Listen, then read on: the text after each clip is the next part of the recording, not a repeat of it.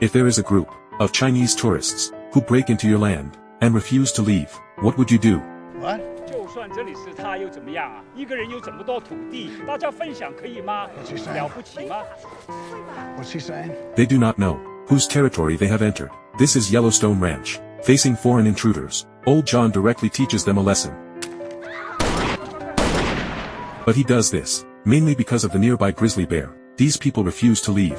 They might be attacked by the grizzly. The grizzly poses a big threat to the ranch, but it is a protected species, which leaves the cowboys unsure what to do. One day Jimmy encountered the grizzly in the woods, and was chased madly by it. Having no choice, he climbed a small tree. The grizzly saw him and shook the tree wildly, waiting for Jimmy to fall into its mouth. His nearby companions heard his cries for help. They used a rope to trap the grizzly. Jimmy was finally saved. Ever since he got the Yellowstone brand, he has been beaten, or chased by a grizzly. This show has a classic quote, "Everyone in Yellowstone is cool.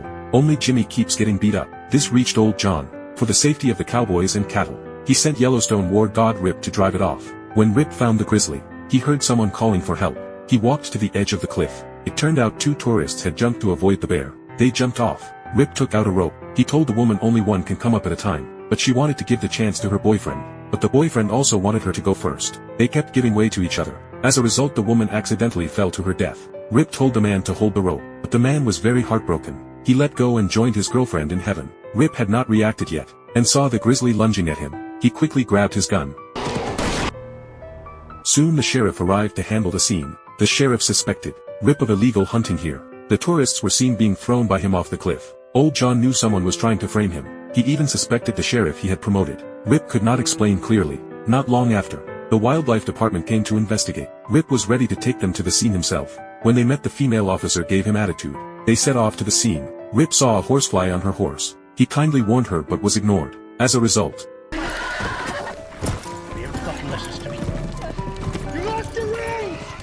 Rip chased after her quickly.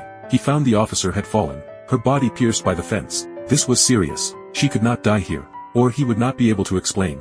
He called for the ranch helicopter. To prevent more damage, he cut the wire, released the pony, carried the officer up with the fence post. The pain convinced her that she could trust this man. The helicopter arrived in time. The officer was rescued, but the next day, when they returned to the site, the bear's body had been eaten by wild animals. The evidence was gone. Now they had to rely on position to determine if Rip acted in self-defense, but there were no shells where he claimed. This suggested Rip was lying. Only Old John saw the problem. He brought his own rifle and fired from Rip's position. The shells all landed nearby. He knew Rip was telling the truth. He noticed the sheriff's hand was off, told him to check his pocket. Inside was Rip's bullet. The sheriff claimed he forgot about it. The wildlife agent ruled it was self-defense, but the sheriff refused to give up. But I just put 2 dead bodies out of that can. And I ain't taking your muscle's word about what happened. Old John said what he had found. Heard you bought a lot lately. Can your salary afford it? You're starting a list, Donnie.